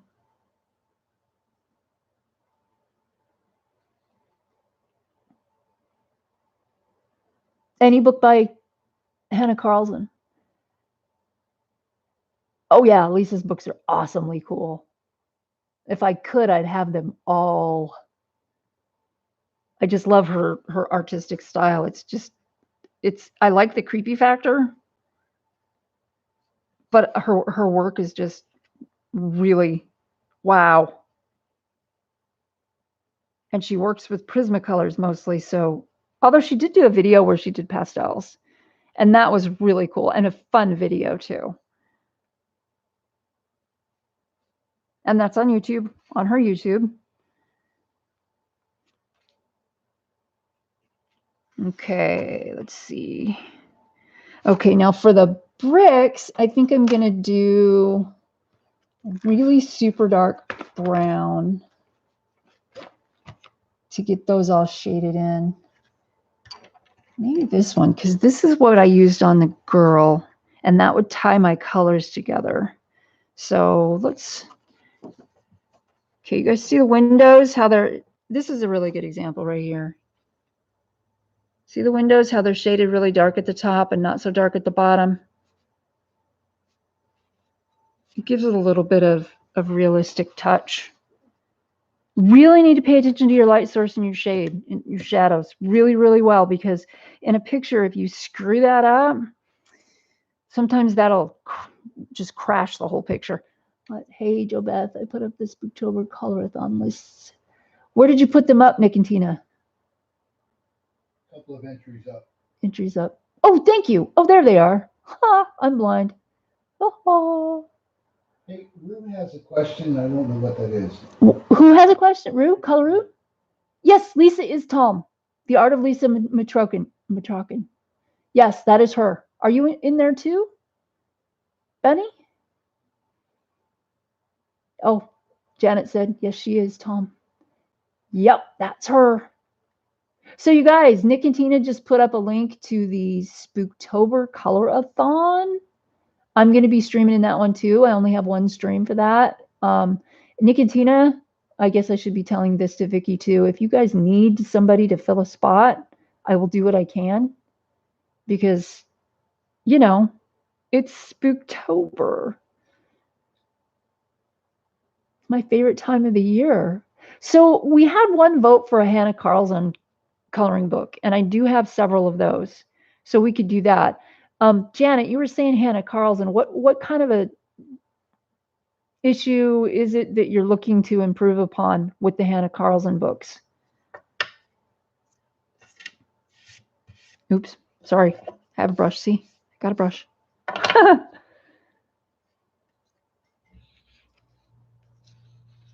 Oh yeah, funny. I know. Videos are great. And I like it that they're not super, super long, yet the content is just like really full. Okay. So I'm going to shade these along the bottoms. And this one I'm filling in because the shadow here, it's just like there's nothing there. So I'm going to put my own in because I like having the brickwork.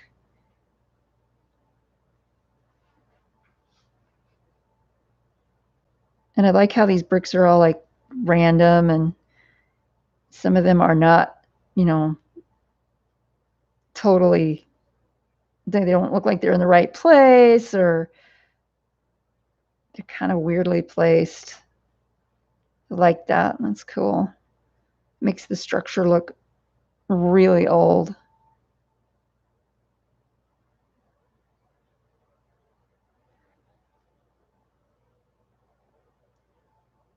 Backgrounds and shading. Her lines are different. Yeah. Pat, yes, I am Pacific time. So yeah, Hannah Carlson, her books have really deep, dark lines, and there are ways to get around that. There are a couple of people on YouTube that do work colorings in her books that completely change the background, and one of them is in my list of featured people, and I can't remember her name. I'm drawing a freaking blank. I'm so just batting 1,000 today. Anyway, yeah, some of the stuff people come up with in the Hannah Carlson books has inspired me to try different things in Hannah Carlson books. In fact, I have a PDF that I did last month, and I don't know where it is. Somewhere around here. Oh, there it is, way over there. I'm not going to go get it. Where I did a background with shimmering watercolor paints, and I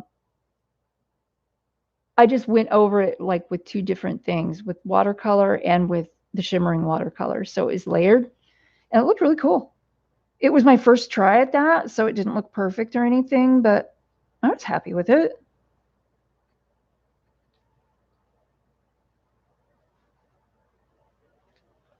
So we can do, is anybody else, Hannah Carlson, very new to me, tackle her page 2? Okay, there's 2 votes for Hannah Carlson. Monia, Color My Dreams. Oh yeah, I don't have that one.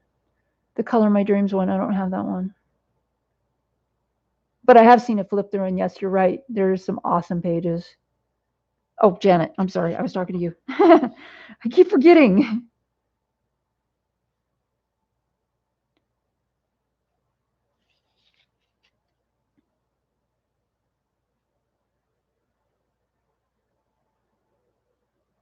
So one of the things that you can do when you're doing bricks like this, you can go heavy or you can go light. You can go, make darker shadows and stuff on here. You can make light little tiny shadows, slender lines, you would call them.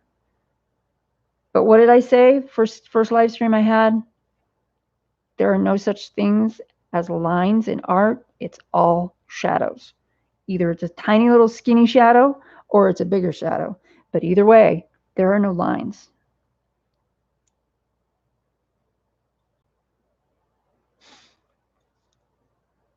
Okay. Let's see. Anybody else? Anybody else have any suggestions, or is a Hannah Carlson book page okay?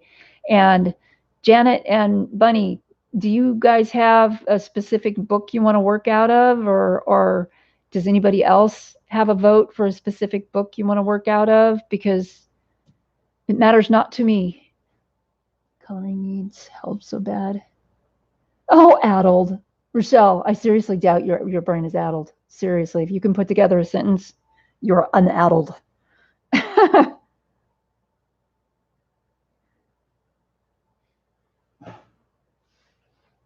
Oh, look, they've already provided like a little shadow.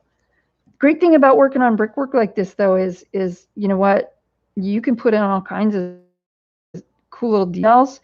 When I'm drawing freehanding, walls like this, I like to put in cracks in the bricks, in the rocks, or whatever it is I'm making, whatever the wall is made out of. In fact, I did a drawing. It's called the Hatchling. It's got little baby dragons in it.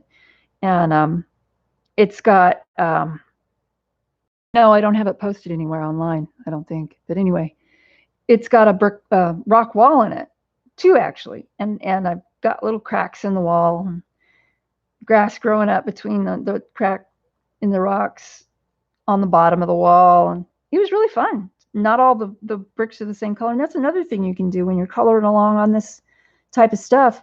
You want to make one of these a little darker because it's a little darker.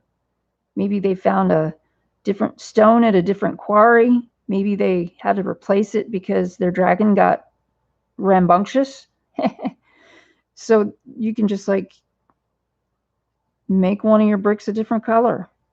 Go in with different colors of tan and brown and whatever else you have, and put personality into the wall instead of making it all the same color. I'm going to get a drink of water. Hold on. Let's see. Hey, there's a couple of things you want to look at in chat. Leslie, underwater images, any, also backgrounds, the trick for making images pop. Got it. Okay, let's see. Because we can do the trick for backgrounds, making images pop, and the Hannah Carlson one at the same time. So let's see. Background.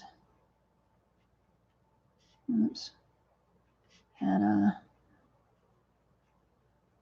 Making stuff pop.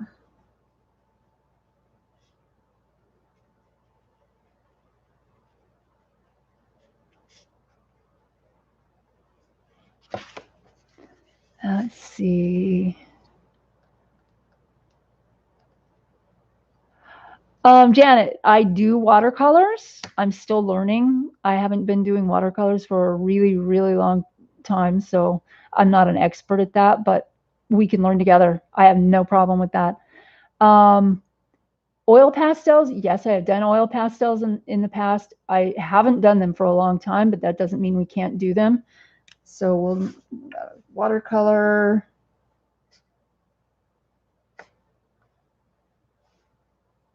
And are you talking in context of the Hannah Carlson page? You want me to do watercolor on that, or do you just want me to go over the background?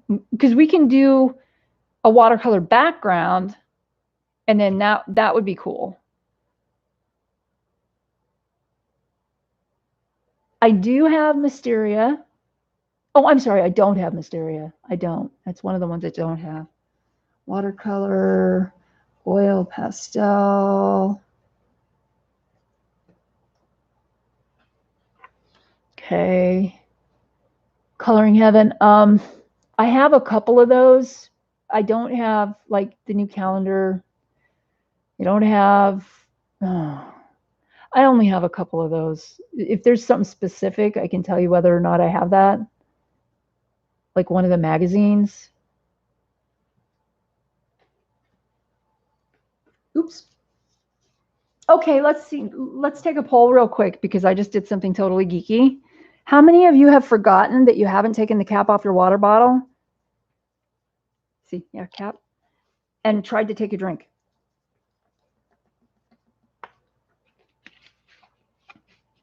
And if you laugh at that, if you don't laugh at that, I don't know, I'll have a problem. That was funny.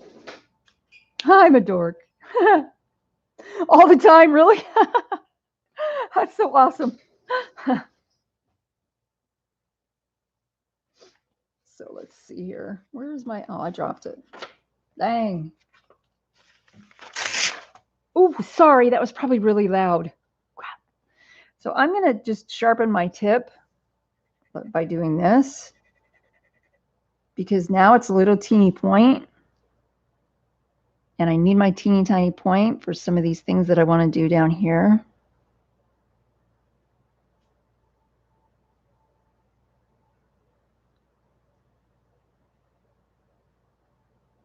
I showed you guys, whoever was in the stream last week, the detail on this. I don't know if you guys can see. There we go. The cutout right down here, this part that I haven't colored yet under the castle, that is like, it's like the moat of this castle, but it's like it's in a glass bowl. It's like a cutout, a cutaway of the water, and there's little tiny fishes swimming around in it. Isn't that cool? Anyway, got ideas for that too. So, oh, and one of the other things was underwater stuff. Underwater images. Underwater. You know what? That'll be a total learning experience for me. Underwater.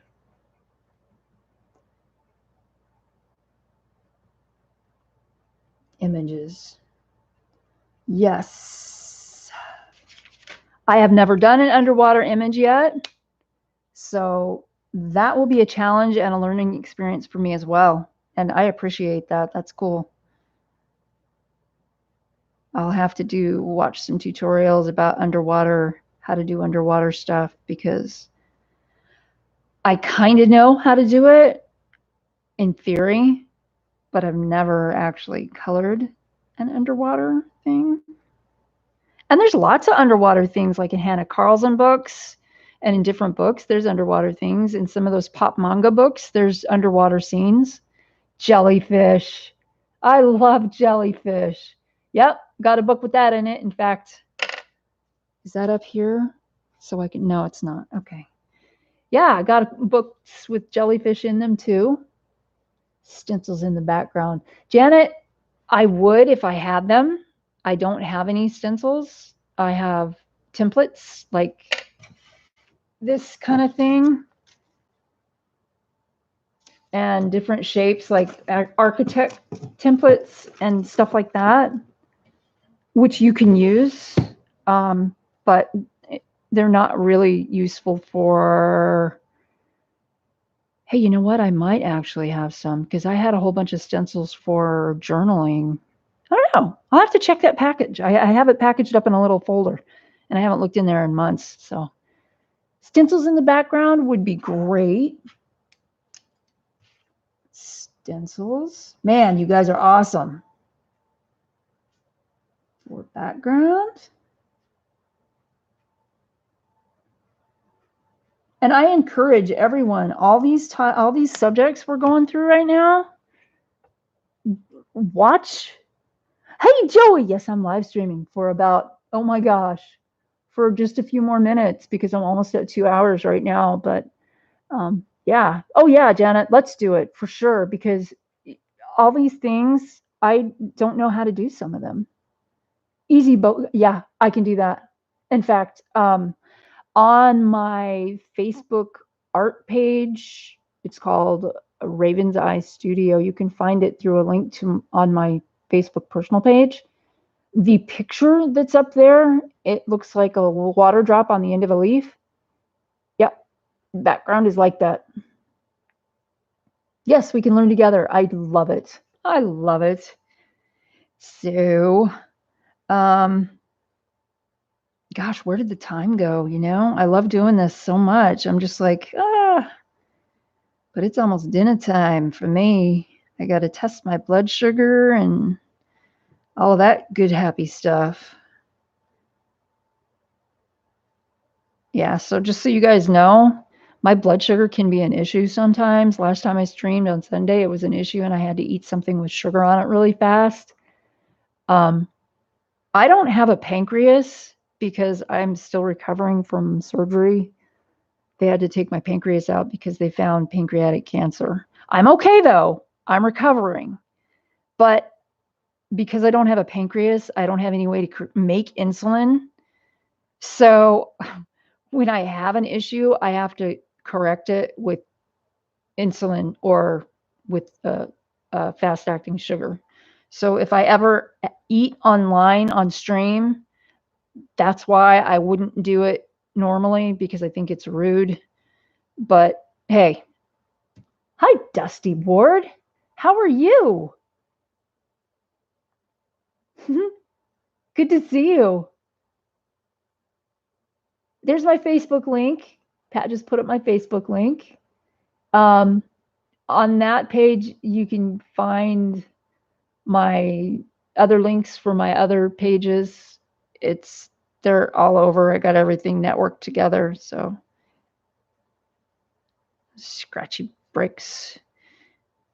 I'm going to put a little bit of shade under here that's brown too, because this isn't the only shade that's going to be there, because our light source is coming from up above. So we're going to have a darker shade underneath here. And it's not going to be gray. I suppose I could have made it gray, but because the bricks are brown, I think I will do gray over top of this, because that light is going to reflect down on this too. So it's going to have kind of a mixture. And that's okay to do too. I mean, it's your coloring. It's your coloring page, coloring book. Experiment. Have fun. I may not even keep this picture. I might just go, toss it or something. I'm done.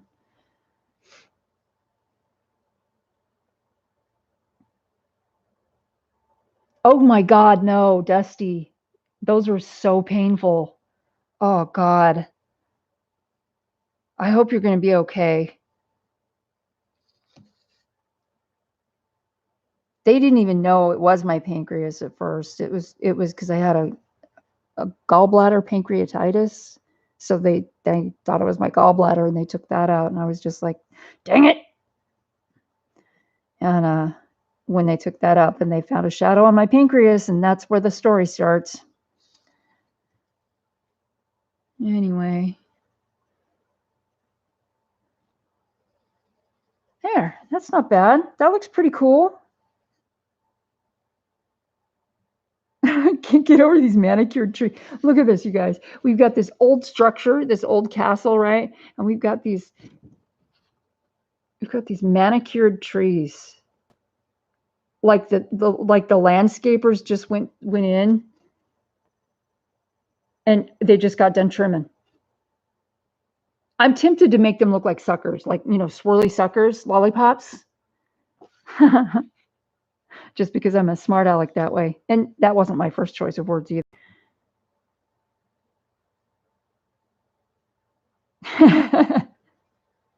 So Pat, you know what, I wanted to do this before we go. Anybody that's in this room that has a YouTube channel, I want you to put up your 3 hearts after your name. So everybody else in this room knows you have a YouTube channel and can go explore your channel. I think it's important that we as a community on YouTube, our coloring community and art community, network, and we all support each other. And I really want you guys to advertise yourselves. You come on my stream. I want to hopefully try and remember, and maybe mods, if I don't remember, you can remind me, if you have a YouTube channel, put in 3 hearts so everybody can look at you and go, and you can click on, there's 3 dots over to the side of everybody's name. Click on that and it'll bring down a menu that says go to channel. You can subscribe. You don't have to ring the bell. Subscribers are important. If you don't ring the bell, though, you won't get notifications about when people are uploading new content or having a live stream. So if you are interested in a live stream from that particular person, I suggest clicking that little bell so it looks like it's got the little lines around it that look like it's ringing. Make it look, yeah. So there you go. Pat's got a YouTube channel where she does amazing colorings and other things. And Pat, I really think you should do like another journal page, because that was so totally awesome. You've had chronic pancreatitis for 21 years? Oh my God, Dusty. Ow. Can't they do anything for that? I mean, you don't want your pancreas taken out, but because it really is a pain in the drain, but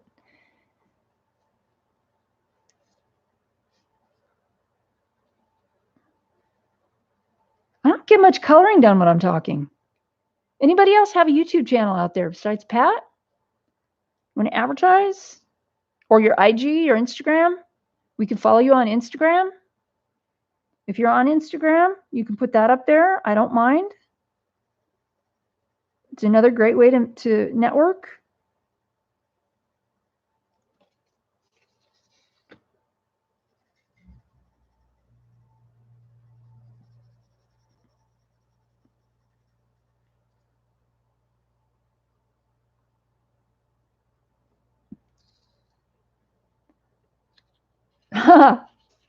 I can't take credit for that, Janet. Oh, cool. Crafty K, Judy, Sugar Queen's Dream. That's her on Instagram. Janet Art Obsessed on Instagram. Thank you, Janet. Yeah, the pain in the drain thing came from, I used to work at AT&T, and I was a bill collector. Shh, don't tell anybody. And so I would cold call people, but I would also get calls in from people who wanted to settle their bill. And our trainer lady, she was a really sweet lady. She did stained glass. I mean, real stained glass with the lead and everything. She was freaking awesome, and she was real low key, and she was a super good teacher. But that was her deal. That was her word. Pain. I know it's a pain in the drain, but this is the way you got to do it. And I just kind of picked that up because I thought it was kind of clever. So.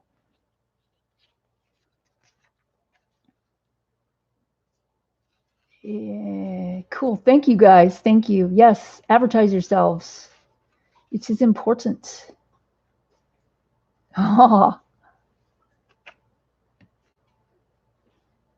Okay, guys. Well, I have been streaming for 2 hours. And I'm thinking I need to go do my whole deal and take care of myself. Real quick, do you guys want to continue? There, Shannon's got a YouTube channel too, guys, right there, the 3 hearts. Do you guys want to continue with this one? You want to see how I do the hair? I can just start on the hair next week instead of finishing the wall. I can finish the wall off stream, and then do the hair next week on Tuesday if you want to do that. Or we can do a new thing, a Hannah Carlson thing or whatever. Oh, thank you, Judy. Thank you, Dusty. So what do you guys think? You want to continue with this one and I'll do the hair and maybe some of the dress? Or do you want to start with something new?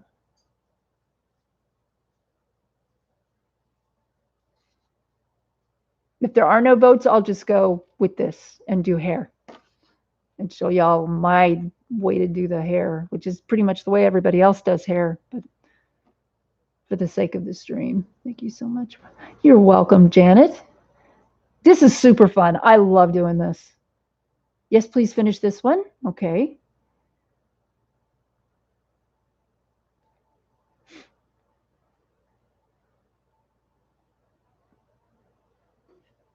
Hair. Okay, Joey.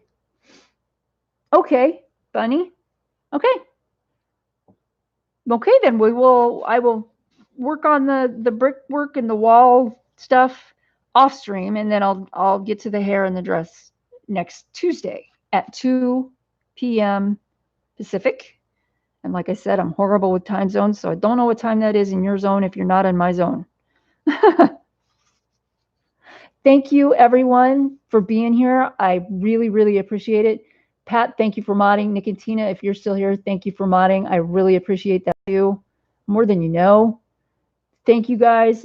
Don't forget to thumbs up. Ring the bell if you want to get notifications about new content and live streaming when I'm going to be live streaming. Don't forget to visit everybody else's live stream and or YouTube channel and or Instagram, because we need to network. So let's all be supportive for everybody else. That's what I'm trying to say.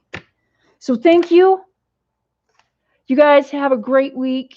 I'll see you in the streams because that's where I'm going to be. Don't forget the Victorian Colorathon this weekend. I'm going to be coloring Friday the 20th at 8 p.m. Central and Saturday the 21st at 7 p.m. Central, I think. Let me check. Yeah, my memory sucks. Hold on.